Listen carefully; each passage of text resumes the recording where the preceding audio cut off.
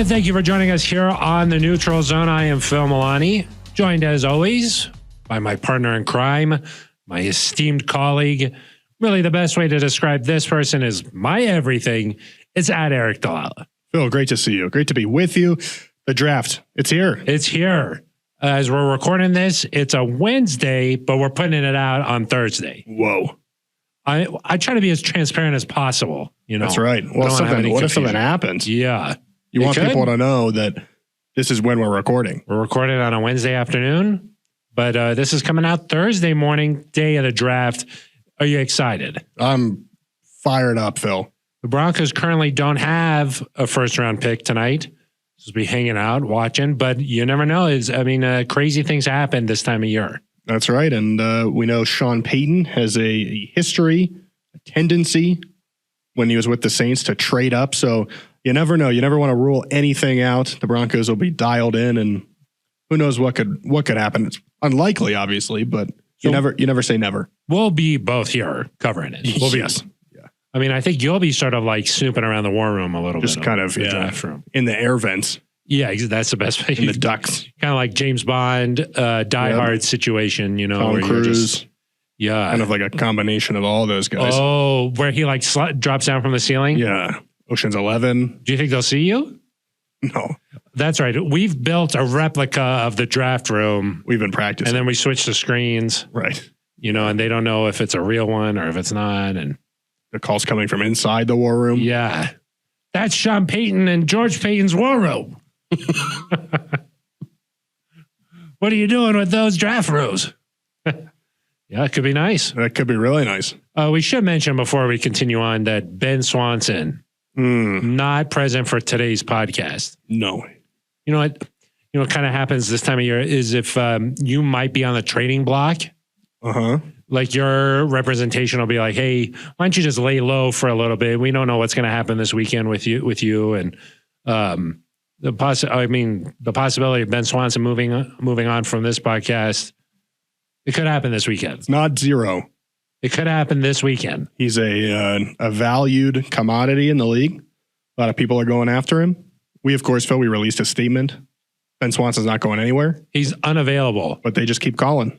And you know what? Our responsibility is make this podcast as good as possible. Yep. And so if somebody's offering something, while we wouldn't want to say goodbye to Ben Swanson, if we have to, for the sake of the show, we'll do it. It's kind of like, client attorney privilege. If they make an offer, you have to report it. Yeah, exactly. To your client. You have kind of that situation. Exactly. We get paid the big bucks. I know how the law works. Because we have to make tough decisions. We do. You know, and that's not something we want to do. We enjoy the flannel. We enjoy the paintings. But if we have to get rid of them for the sake of the show. Yeah, I think a 7th would do it for me. A 7th, yeah, I think so too. That would be probably a fair compensation. So. We Yeah. send them a 7th. To take him. Yeah. Yeah, of course. Right. It's a liability more than anything. Really. Yeah. So can't count on him. Eric, I think today we'll talk about just our final predictions for what's going to happen tonight and this weekend. Okay. And then also what would be success to you? Oh, okay. What would be success? Are the Broncos adding a big time offensive playmaker? Are they bringing in a defensive stud? Are they moving? Are they making some trades? Are they bouncing around? What does success look like? What does it taste like? You know? That's right. You of course wake up and eat success for breakfast. Yeah. So you know what it tastes like. You've seen it before. Yeah. Every day. I breathe it. You breathe it. So what does that look like for the Broncos? We'll tell you. Eric, though, before we get into the meat of the show, this is an interactive podcast. Can you please tell the listener how to get involved? Well, there's a lot of ways, and it's good to kind of go through them here because we will have a show coming up on Monday. Ooh, yes. Let's get some instant draft reaction reaction on Monday. So you won't have to wait all the way till next Thursday to hear about this class. Special edition. So if you want to be involved in that show, you can leave an email at neutralzoneshow@gmail.com with your draft thoughts. Probably makes sense to leave an email at the end of the draft. Wait until everything's happened. Like if you send us an email after pick 67 and you say, well, why didn't they pick this guy? And then they pick him at 68. Well, then your email's kind of... That wouldn't work. Doesn't really make sense. The back-to-back makes it a little bit tricky. To send an email. Yeah. So that luckily there's other options. You could leave a voicemail at 707 neutral. 707 neutral. 707 neutral. 707 neutral. Neutral. Or Phil, you could tweet at us directly on Twitter at Aric DiLalla with an A. With an A. Yes. At Phil Milani with a PH. Yep. Both are non-traditional spellings, but they get the job done. And no more blue check mark for us. No. We're out there just floating at drifting sea. in the breeze. Yeah. Yeah. Just that. Tough. But you'll know it's us. You'll know. You'll know. The quality. Yeah. The passion. That's true. The hot takes. You'll know. Or Phil, you could just leave a comment right on the Broncos official YouTube page on this video. So you see a pick, you come back to this video, you watch it, you see another pick, you come back to the video, you watch it again. You see another pick, you come back to the video. Each time leave a different comment. A lot of comments. A lot of comments. We like those. Flood the YouTube page with comments. We'll read a couple from last week. Okay. This one is from Cruising Through Space. Cruising Through Space. You guys still make videos? Yes, we do. If you go to the Broncos official YouTube page right now, you'll see that we've done a lot of draft previews. A lot. Say you just listen to the Neutral Zone and you're like, okay, I'm geared up now, and you're energized for more draft content. Just look all around this video. Yeah. Because there's a lot of draft previews. There's so much. Sleepers, perfect fits, predictions. I mean, everything. Everything that you could ever want.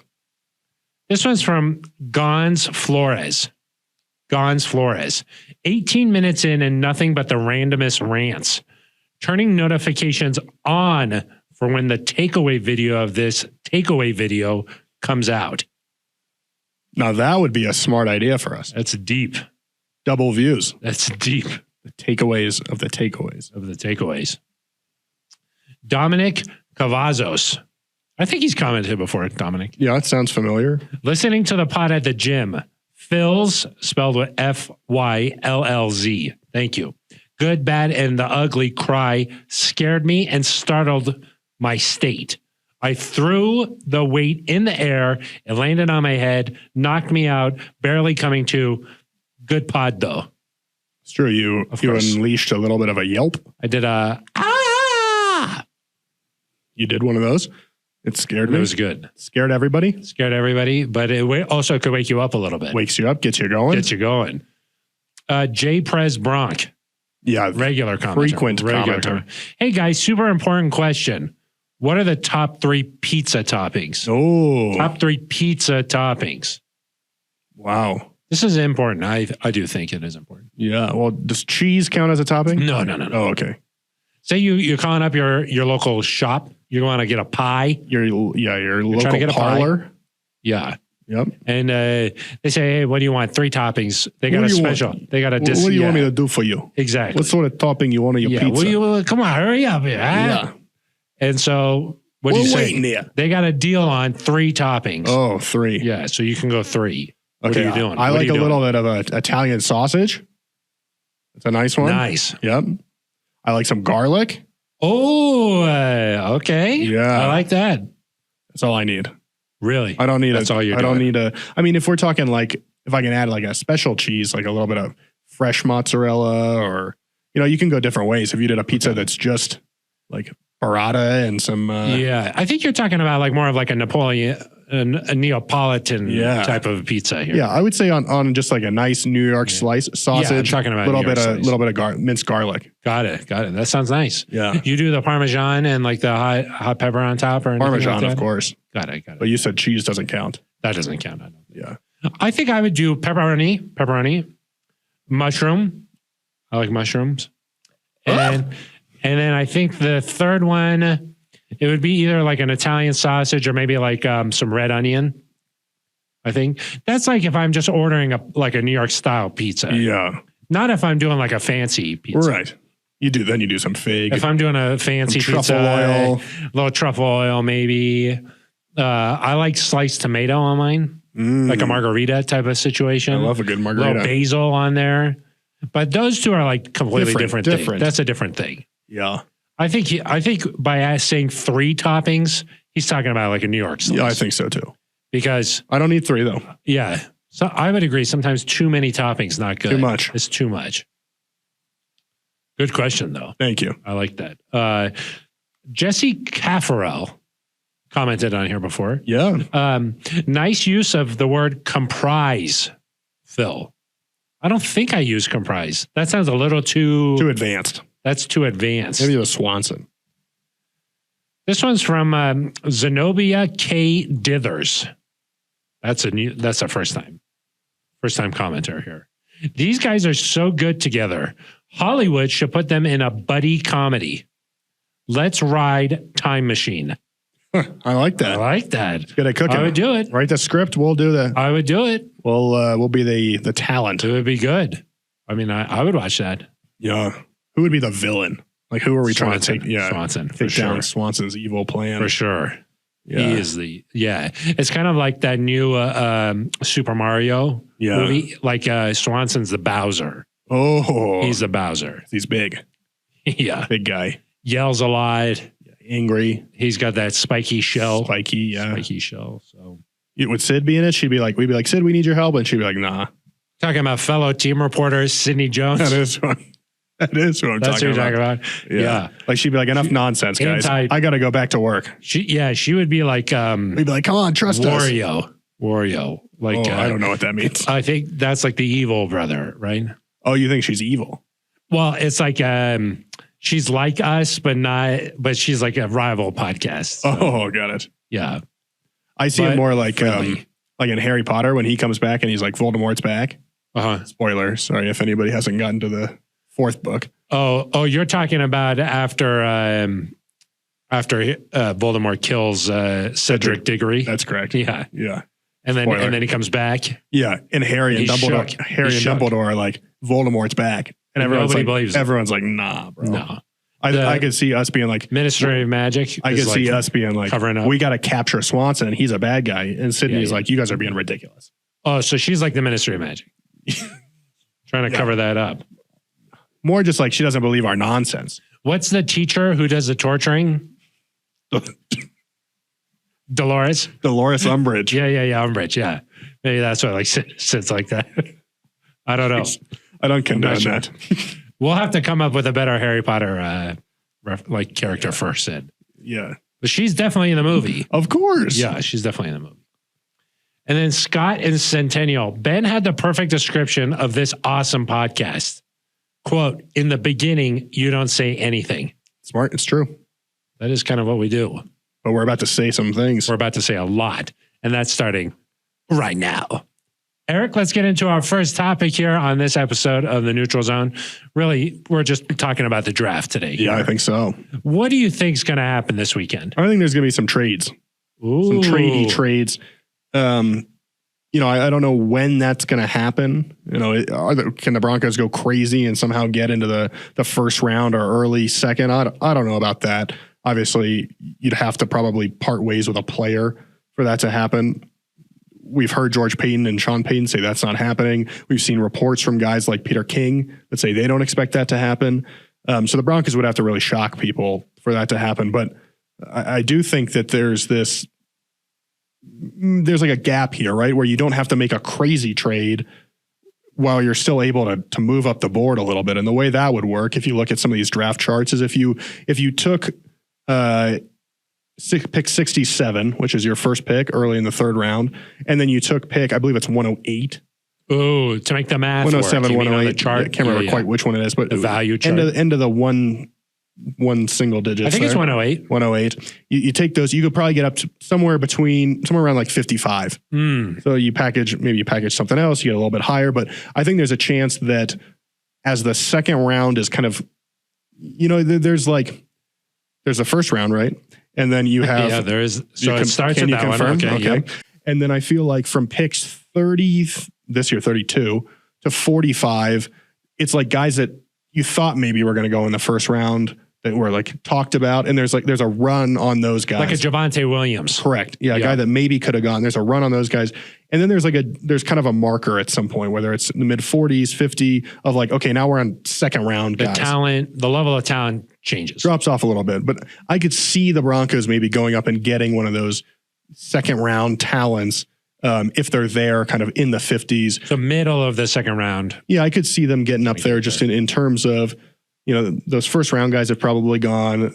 Guys with every team is like, oh, we've got 4 more players with first round grades on the board. Those guys are probably gone. But you go up and you get somebody that is still a good player and can help you right away. And because I do think the Broncos need to find at least one and hopefully 2 or more instant contributors. And so you go up at 67. That's a way to do that. And then I think, Phil, if you go up there, you're going to have to balance it out by trading back at 68. Yeah, you got to get some more picks. I don't see a scenario where the Broncos trade up from 67 and then just pick again at 68. It seems unlikely to me. Yeah. Because then you would go right from that pick, say it's 55. You'd go from there until the 5th round, which is like what, 139, 140, somewhere in that range. You go a long time before you pick again. Yeah. And so say you trade down from 68, you could pick up like 75 and a 5th. You could pick up a couple of really late thirds. I know the Niners have a bunch of compensatory picks. You could end up with 100, 101, and another later round pick. So some options there, Phil. But I guess and I went into a little bit of detail there, obviously, but I think my overarching prediction is that there's going to be movement here. We've seen it too much from Sean Payton, too much from George Payton for me to expect that we're just going to be sitting here twiddling our thumbs and then boom, pick 67, boom, pick 68, and we're done. That, to me, it seems very unlikely. Yeah. It is interesting. I think there's like sort of 2 approaches the Broncos can take here. When you win 5 games, I think that you need some talent to come in to help get back on track here and get going in the right way. I guess we don't know yet from these guys does that mean they need like a lot of picks like in the middle rounds here where they're just adding guys in for some depth spots? Are they adding some guys in who can play some special teams? Like, do they just need like a collection of picks to be able to come in here and contribute? Or, hey, maybe they're going through this draft process and they're evaluating some of these guys and they really love somebody early. And they're like, okay, we've got to figure out a way to get up there to get a guy like that. We just don't really know. We certainly don't really know what Sean Payton thinks of this roster. Like, he just hasn't talked too much like openly about, hey, I really like these guys, or these guys we don't know. We're not sure. The only thing we know is that at the owners' meetings, Aric, he said, look, we're not trading these wide receivers. Yep. That's what we do know. So because there had been a lot of buzz about maybe they would trade one of those guys, get into earlier rounds or whatever. So we don't really know what they're thinking here. I could see them saying, look, there's going to be some guys at some positions like edge rusher or cornerback that are talented enough in different years would be like 2nd round picks, but because there's so much depth this year, they've fallen, and maybe you could get a guy at 67, at 68, at some positions that other years would be a 2nd round pick. And maybe they're like, okay, we're getting some good value here. I could see them certainly looking at edge rusher. I could see them adding an offensive weapon. Those are the 2 positions where I could see them trying to do something there. But I guess I'll, just for the sake of the argument, I'll say they'll pick at 67, 68. Wow. But that would be surprising because they do like to move around. And I think even if you picked at 67, maybe you pick 67 and then trade back 68, and then you can get like maybe an extra pick, extra third, something like that. I think if you can find a way to get either 3 top 100 picks. Yeah. Obviously more. Yeah, maybe you could do that. But like either 3 top 100 picks or, well, actually either way, I'd like 3 top 100 picks. So I think that would be my goal of whether you trade up or not from 67, trade back from 68 so that you can get, let's say and I'd say top 100, let's say first 3 rounds. Because 102 is to me not. It's in there. Yeah. So that I think should be that would be something I'd be like, oh, okay. Now you've got 3 guys that should be contributors, probably eventual starters. And then you hope that one of those guys is just a really good football player. Yeah, I guess so. If you could take 67 and 68 and turn that into 3 rookie contributors, that would be an ideal situation. And I think, your point about what do you need here, it's interesting because I don't look at the roster, especially the starting lineup, and say like there's a huge hole here. Yeah. We've talked about, edge maybe, we hope Nick Bonito and Baron Browning both take big steps. We hope Randy Gregory is able to stay healthy. So if that's the case, there's not a huge hole there. And then you think, okay, well, who's going to start opposite Zach Allen at defensive end? That's maybe another place. That's a position. You look at, do they have what they need there?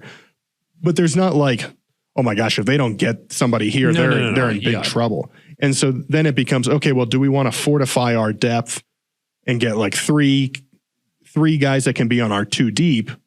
Or do you say like, hey, when I look at this roster, we've got a lot of really solid contributors, but in terms of, we've talked about this last week, in terms of guys who are like top 5 in the studs, you look at the roster and you say, okay, how many studs do you have? Yeah. Obviously Surtain is one. Yeah. Justin Simmons, I would say is one.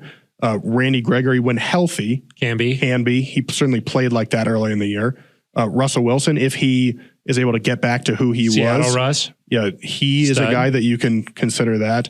Judy at the end of last year. Yep. Stud. If you look at, Judy at the end of last year, 4th, I believe, in receiving yards over the final 5 weeks. So that kind of shows you his capability there. But other than that, and I'm not sure that there's, you hope Mike McGlinchey is that guy. You hope Ben Powers, but just in terms of like who can change a game, I think a right tackle is probably they can help a game not get wrecked, but I don't know that they're going to like change it in terms of, that's more of like a preventative guy if he makes, in my mind, right? Like a right tackle is not going to catch an 80-yard touchdown, obviously, or like force a fumble. And so they're not in the highlights. These game-changing plays. And so maybe you think, okay, well, at 67, I don't know if we're going to find a guy that's a stud, but hey, the way the draft board's falling right now, there's this guy that we really like.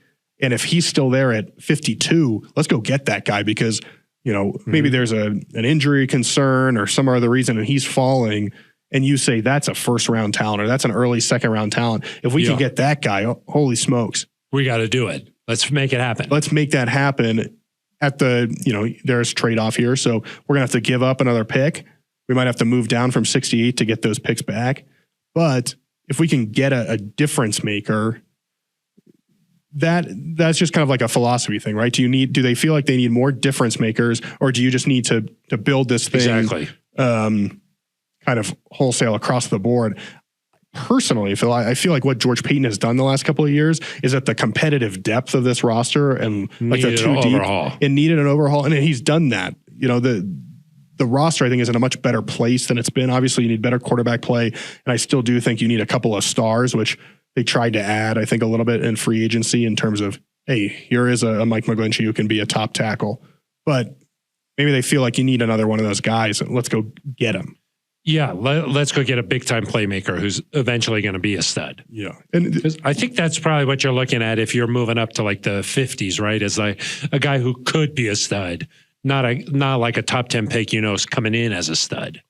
Right. Well, I mean, let's think about like who the Broncos have tried to, like Javonte Williams, obviously early 2nd-round pick, but the idea was that he was going to be that guy. And was that guy. Yeah. And the Broncos have had some success in the 2nd round. The Saints had success in the 2nd round. You can still get good football players, really good starters in the top 50 picks, the top 60 picks. So that'll be interesting to see kind of what they do there. Phil, it just the idea of like how close do they think this roster is, that could all play into what the decision is there, right? Yes, I think teams that think that they're close, they tend to make more moves in terms of moving up. They try to be a little more aggressive, fill in a piece here or there. They feel like that they're 1 guy, 2 guys away from really contending. I would say that the Broncos are more in the position where they're just trying to accumulate as much talent as possible. That's right. And also talent that fits what Sean Payton's trying to do here. Like that has been one of the challenges that the Broncos have faced here recently, is just that the coaching turnover, identity turnover in terms of what they're looking for is also affected, And so, hey, what does a Sean Payton guy look like? What are the things that he wants in a football player? We got a taste of that in free agency a little bit. Big guys, athletic guys, tough guys. I think that all sort of fits the mold of what he likes and what he wants. But I would just say, I guess, stay at 67, and then I agree with. Let's move back from 68. Let's acquire maybe another top 3 round pick guy and see if you can just start to acquire more overall talent. That's something that Sean also has done in the past, is borrow from future years. Yeah. And so it's not out of the realm of possibility that he could say, hey, we're going to give you next year's 4th for a 5th this year. If they decide, hey, there's a guy that's fallen that they really like, say you do stay at 67 and 68 and you take a couple of guys and you're like, okay, well, I want one more 3rd round pick. Can you take this year's 4th and next year's 4th or next year's 5th and get back into the 3rd round? Yeah. That's something that he has shown, and it's difficult here, granted, to separate what he did versus what Mickey Loomis did. Yeah, and also where the Saints were. Right. For a long time there with Drew, you're feeling like you're really going after it. But I was listening to Mickey Loomis on Wednesday, and he was like, this is next level reporting. He was like, my philosophy is always going to be to trade up, because if you're trading back, that means you're going to get a lesser caliber of football player, and you're okay with that. And that's not my philosophy. Ooh. So that might be more direct than what Sean Payton feels like. Because it seemed like during the Broncos. Maybe he got that from Sean. It's possible, but it seemed like during the Broncos pre-draft presser, Sean was more open to moving back if necessary. But the reason I bring up next year is because you do have to remember the Broncos finally, it feels like it's been a million years. They're back to normal. They'll have a 1st round pick. They'll have a 2nd round pick. What? It's kind of like, what? What's happening? And so you hope the Broncos are picking 32nd next year. Yeah. But if they're competing for a wild card spot, or they're kind of in that mix, you're looking at somewhere between like 18 and middle. Yeah, the middle.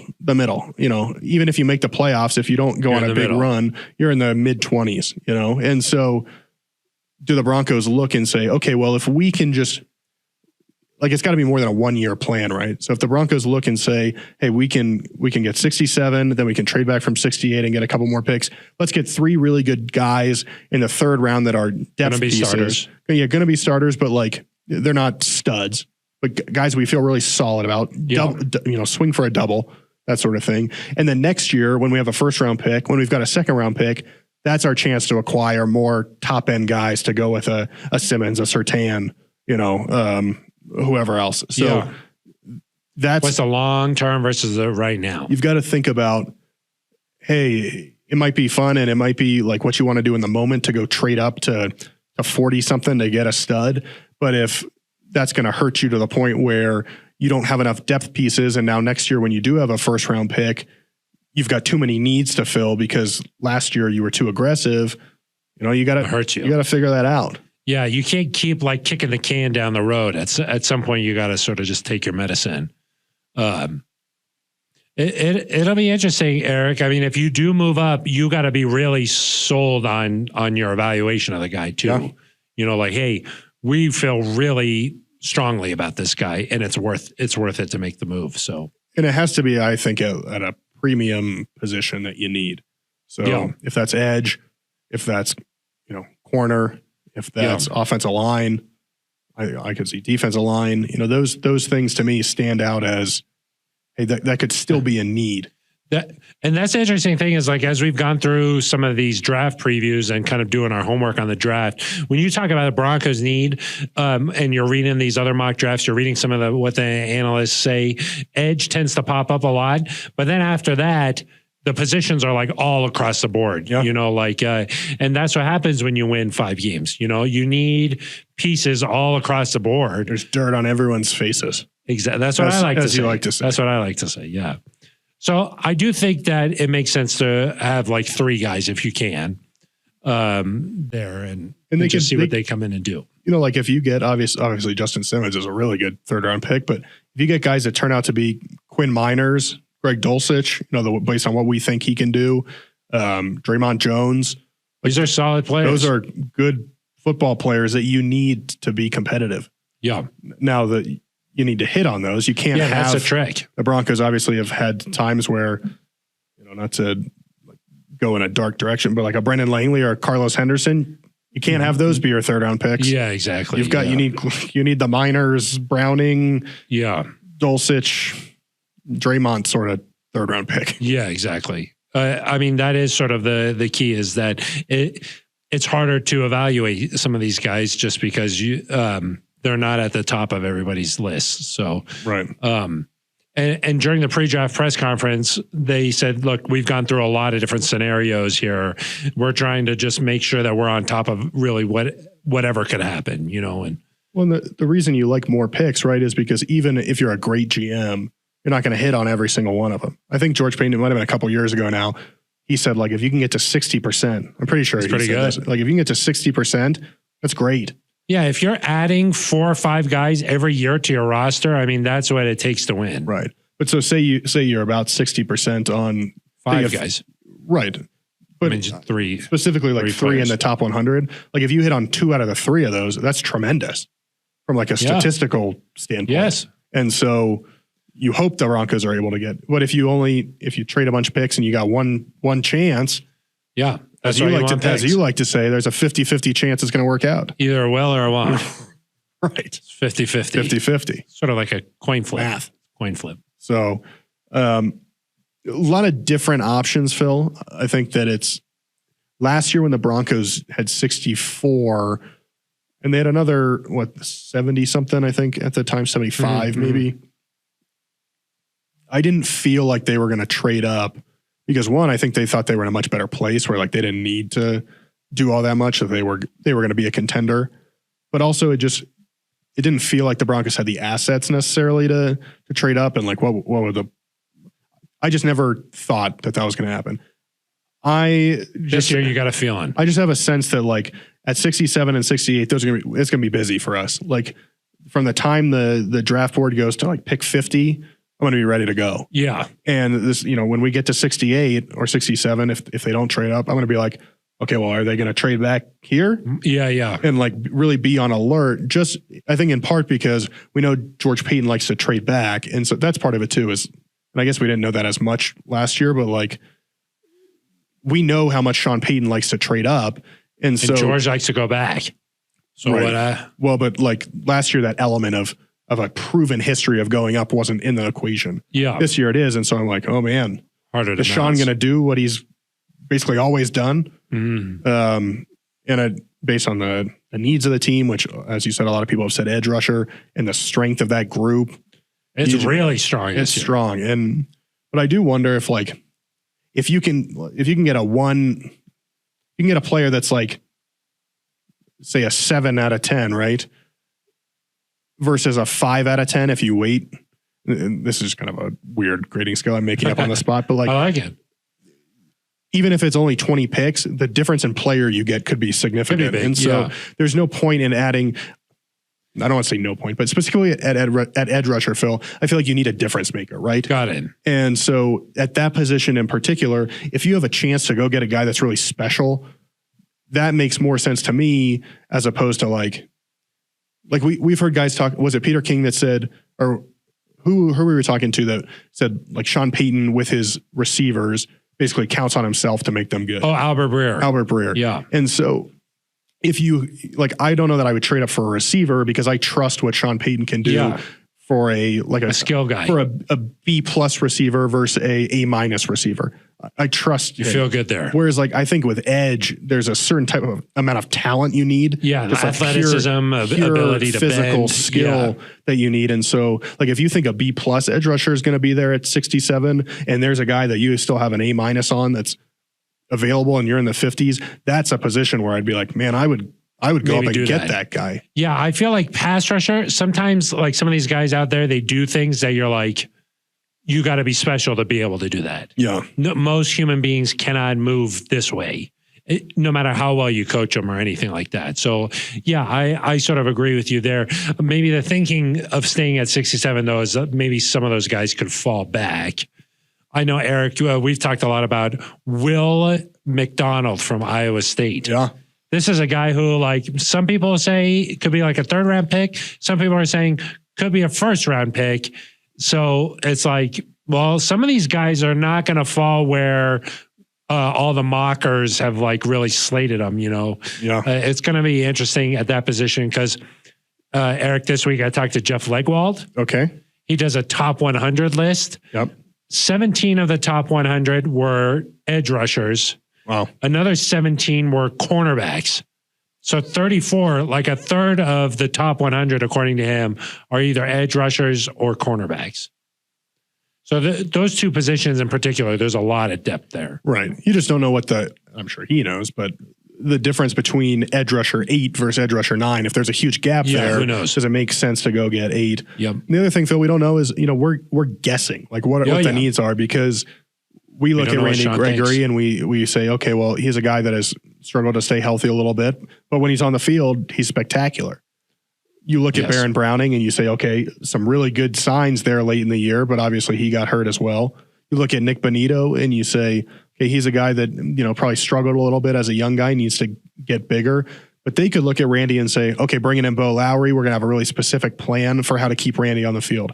We see Baron Browning and we see traits that you can't teach that we really like. We look at Nick Bonito, we say we're going to get him in the weight room all off season, and he's going to be able to take a step forward in the run game. And they could view that as far less of a need than, most people look at it as. So, it's always hard. I think back to a couple of years ago when the Broncos were on the clock at number 9, and everybody just assumed when the Panthers took J.C. Horn that Justin Fields was about to be dialed in. And they took Pat Surtain, and I was surprised. I know you were surprised. We were shocked. A lot of people were shocked, but it was like the Broncos loved this guy. Yeah. And they were right. He's been really good. But so all this analysis, and we've talked about, there's so much that people do, and there's so many mock drafts, and the coverage is so extensive these days, but a lot of it is somewhat of groupthink where, people start talking about a guy and he goes up the board or he goes down the board. We don't know what the Broncos are thinking. And I think that's part of what makes the draft so exciting. There is a lot of groupthink. I mean, everybody comes out there, they're like instant draft grades, their reaction, but all these people are just basing that off the hype of around these guys. Right. Very few people are actually putting on tape and breaking down things and then coming up with their own analysis. Like if the Panthers take Anthony Richardson first, I'm sure there'll be a bunch of people that blast him for not taking Bryce Young. Yeah. But the truth of the matter is you don't know yet. You don't know. All we know is that almost everybody thinks that Bryce Young, CJ Stroud, those are like 1, 2. Stroud's That's falling. what we know. You think he's falling. You don't think it's 1, 2. The S2 thing, right? The test. Yeah. The cognitive, the new. You took that and you actually got such a high score it broke. It broke the thing. Yeah. S2, they were like, you're S1. You're that guy. I'm at and they were like, please, next year I have to take S1 now, I guess. Right. Most people are taking S2. You got a 1,000. Yeah. It broke the Pretty machine. impressive. It's an error. There was like smoke coming out of my computer. Too fast. I was looking because the Wonder Lake was the test that they took before, Yes. You could just go online and take a Wonder Lake. Of course. I also broke that. In a bad way. Yeah. That one was the other way. That one was bad. And I was like, oh, maybe I'll try and take an S2, but I think you have to pay to do it. You cannot do it. You cannot just go online and take an S2. And my like understanding is $200. That I don't even think that they would give it to you even if you wanted it. The same one? I think teams, agents, and like colleges are the only ones that can purchase access to that specific one. Oh, I don't think they want it going around. But my understanding is it's some sort of reaction. Like it'll put up like 4 blocks or 4 colors or something, and it'll say red, but the red is written in blue, and it's got to be like how quickly can you touch the blue square since it says red, but like how quickly are you processing these sorts of things? It's not math questions. Yes. Granted, this is based on a little bit of research, but that's my understanding of it's like how quick can you process things so that when you're on the field and you got a DN screaming at you, you're able to read your progression pretty quickly. Yeah. It's supposed to be a little more of a accurate descriptor of what a player will become. Yeah. Kind of like an SAT. Who knows, right? Yeah. Like it's kind of all new. over the place. And it's kind of brand new. So, yeah. As CJ Stroud said on Wednesday, I'm not a test taker. He's a football player. Yeah. Which is is a Q. Comparable to what Cardale Jones said, right? Oh, is that what he said too? He said, I didn't come here to play school. Oh, he's there to play football. Yeah. Both Ohio State quarterbacks. Interesting. Yeah, I mean, you just don't know what these guys are going to end up being. You know, there's all these teams have all these scouts and spend a lot of money and resources to predict the future, essentially, and even they miss. Yeah. Well, and think back to 2 years ago when Quinn Miners and Baron Browning were drafted. I think people were like, oh my goodness, Baron Browning, that guy's a specimen. Quinn Miners, he's a small school guy. Who knows what we'll get out of him. Quinn Miners, of course, ends up being a starter for the team and is, arguably the best offensive lineman last year. Yep. Whereas Baron Browning did not do much his rookie year as they kind of shuttled him between positions. Then last year they figure out, hey, let's put this guy at edge. He's really good. Clicks. But you didn't see that right away. And then last year, Nick Bonito was a guy that people were like, holy moly, this guy fell to the Broncos. Look at the bend. It's Von Miller-esque. And unfortunately, he didn't do a lot. Didn't materialize. That doesn't mean that he won't do it this year. Some guys, it takes a little bit of time. It takes a couple of years for guys to get into it, but it just shows you that the immediate reaction to whatever the pick is this weekend, the Broncos could have an edge rusher that's projected to be a first rounder fall in their lap at 67, and people are going to be, holy moly, this is the best draft pick ever, and it could not pan out. Or they could have a guy that you've never heard of. Just buying into the hype. Hard for you not to have heard of everybody. You've heard of everybody, but I maybe didn't hear of them. Yeah. Like how deep would you go? How many prospects have you studied? Well, like 200, 300, 400. All of Jeff Legwold's top 100.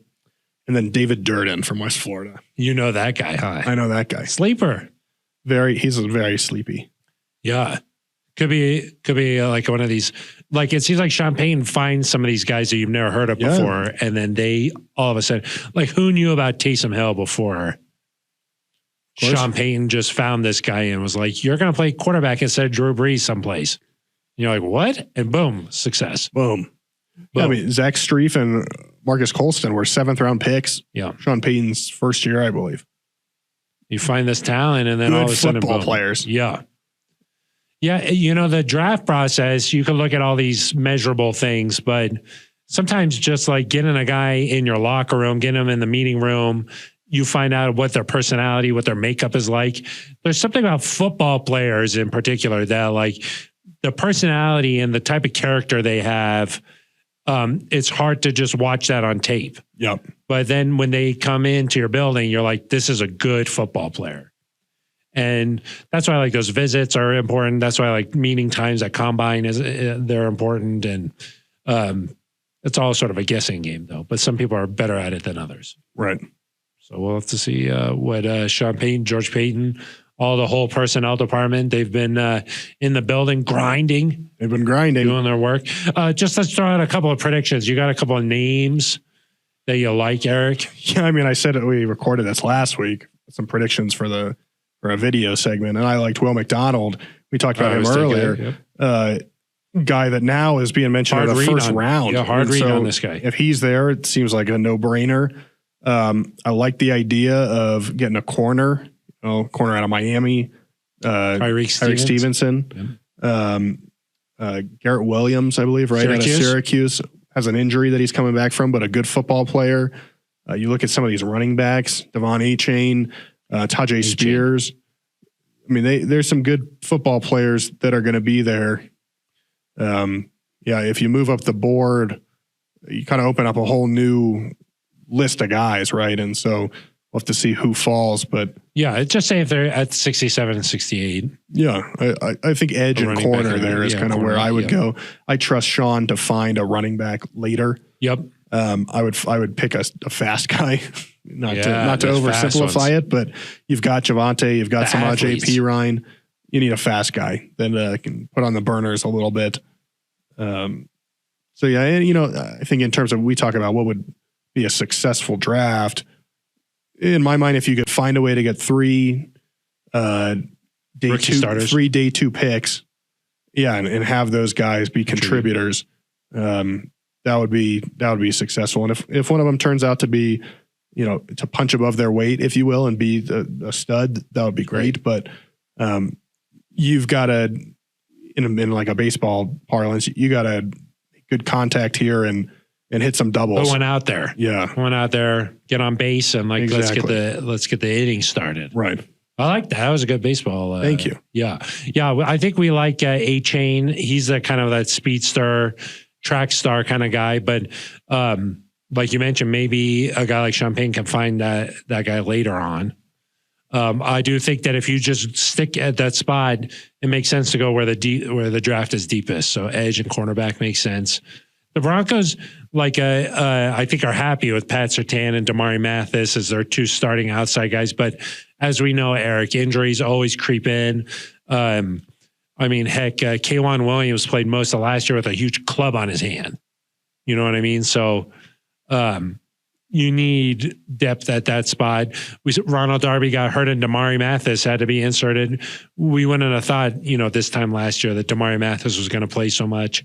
So you need depth there. So maybe cornerback makes sense. And then edge, you did bring up a good point, Eric, that there is a collection of guys there that can contribute, but Randy and kind of Barron are the two guys that are studs. And so if you want to add to that group, if you're just getting just another guy, is that really making that big of a difference? So that was a good point. I hadn't really thought about it like that until just right now. Thank you. I would say, just to follow up on what you said about corner, one thing we've seen, they like Pat, Damari, K'Wan. Yeah. But we've also seen the times where you want Pat to travel, right, with the receiver. So you need another outside. And so, in my opinion, if somebody's going to go into the slot and you want Pat to follow him, well, now you need a guy to be able to step outside. Maybe not K'Wan. Is that K'Wan's game? I don't know. Yeah. So it's possible you need another outside corner so that, because I think we saw that a little bit with the Raiders where they would move Devontae into the slot so that they could kind of get him away from Pat. Yeah. And then Pat would stay on the outside. Boom, now here's your mismatch on a Bassie on somebody. Yeah. So if you want Pat to stay there, maybe an outside guy makes sense at corner. So it might be more of a need depending on what they want to do defensively. We don't really know what they want to do defensively, right? Because we haven't heard it, but just something to consider. Yeah. Yeah. And kind of like what Albert Breer was saying, maybe Sean's like, hey, I'm going to make this offense good. We got a couple of offensive linemen. Guys. Yeah, we got a couple of offensive linemen. We're set there. I'm going to get the most out of this unit. Let's bring in some defensive guys. I mean, that can make a lot of sense too. Then again, he drafted Alvin Kamara with the number 67 pick, a running back that came in and was a superstar for the Saints. So maybe if he thinks really highly of a guy and he's like, we got to take A-Chain, if that's what they think or not. It's just, we'll have to wait and see. Right. And I would say, you think of the Saints in terms of Drew Brees and throwing the football and Michael Thomas and Alvin Kamara and Marcus Colston, but those defenses will beat you up. Yeah. And Cam Jordan. Oh, man. With Demario Davis there in the middle. I mean, some of those safeties they got over the years. If the Broncos feel like they need more guys defensively to be able to beat you up like that, it wouldn't surprise me at all if that's the focus. Yeah. Let's go get some guys in the front seven. Yeah. Yeah. Or, the other safety spot next to Justin Simmons, a little bit of an unknown there just with Kareem Jackson not under contract right now. And then Kanan Stearns battled some injuries last year. So that's a spot that's a little bit unknown. So there's a lot of different directions the Broncos could go in. I think what we tried to do is look at what Sean's liked to do in the past. What are some of his tendencies or characteristics that we've liked to pick up on? We know what George likes to do based off the last two drafts and kind of formulate our opinions off of that. But really, this team could do go in a lot of different directions. So right. I guess that's what makes it fun. That's what makes it fun. But I think we're in consensus, a successful draft, finding three guys who could come in and contribute as rookies. Maybe a couple of starters in the mix there and go from there. So however they can do that, that would be successful. That would be great. So we'll see what happens. Aric, any shout outs that you'd like to get to on this week's episode? Well, so many, really. We'll shout out Peyton Manning. I was going to say, yeah, Peyton Manning would be he, of course, announced his 18-88 scholarship in honor of Demaryius Thomas. He, by the time you're listening to this, he'll have handed it out Wednesday night at the Colorado Sports Hall of Fame's induction ceremony. Demaryius Thomas posthumously inducted. Should we pretend like it's already happened? So should I say it was a really nice event? No, don't say that. Okay. We expect it'll be a really nice event. Yeah, the Colorado Sports Hall of Fame is always a nice little deal. Yeah. Tom Jefferson, I think that's his name, who runs it. Tom is definitely his first name. I shouldn't have said that. Yeah, why did I go down those roads where I'm not 100%. I'm like 80% sure. Yeah. So it's a nice event. It's always a nice deal. It's a nice deal. So shout out to them for doing that. There's some good Broncos representation that we expect to be there tonight. We think that some of current Broncos are going to be. Yeah, some former teammates of DT. And we've kind of celebrated on Wednesday DT's career. And obviously everybody knows the sort of player and person he was. Great guy. So nice to be able to remember his career. Anybody else, Phil? Well, I was going to say George Karl's also going in. Oh, okay. Nuggets, nice little pivot the Nuggets there. Have done a nice job. And George Karl is a guy who's, I think, a big-time sports figure here in Colorado. So he's also going in. And then, of course, shout out to Nikola Jokic. Right. The Nuggets have advanced to the second round. That was a nice game. Game 5 got a little bit tense there at the end. The Nuggets fell behind early, and they had to get back into it. I'm trying to find out the name of the director here. Tough. Well, shout out Liz Gerald's in the meantime. Of course. Some good community content going on. Maybe I'll have to get back to you. Anybody else? Okay. Of course, Liz Gerald's. Tom Lawrence. Tom Lawrence. What did I say? Jefferson. Tom Lawrence. My apologies, Tom. Who's Tom Jefferson? Thomas Jefferson, maybe is what I was thinking. That would be tremendous. I sort of put him into that. Yeah. I put him into that category. Yeah. Wow. Tom Lawrence. My apologies. I got it finally there. But yeah, so shout out to Peyton, George Karl, Nikola Jokic, and Liz Gerald. Yes. That's a good group. It's a good group. That'd be a fun dinner party. That would be good. George Karl, his takes on Twitter are really spicy. He always keeps it 100. Yeah, he goes after people. I kind of like that. Yeah. That's a good account to follow. And the Nuggets got so close with him all those years, with Carmelo and Chauncey. 2010, they just ran into Kobe. Can we cut this out? I could talk all day about that. Just heartbreaking. It'll be okay. And it's cool to see some of these Colorado legends, when you go to this event, some of these guys walking around. It's not just Broncos and professional athletes. There's some high school guys who went on to a lot of great success. So it's a nice event. Yeah. Always good. Yeah. And there's several Broncos. Steve Atwater, he's going to be up there sitting on that stage. That's true. That's what he does. Broncos have a lot of representation in the Sports Hall of Fame. So. All right, Aric, anything else you'd like to I don't think so. Okay, that's going to do it for us. We got to go cover the draft, Phil. Let's see if Ben Swanson survives this weekend. We'll see. Maybe he'll be back. Fingers crossed. Who knows? All right, we'll be back on Monday. Special episode coming up on Monday. Until then, for Aric DiLalla, I'm Phil Milani. You've been listening to The Neutral Zone.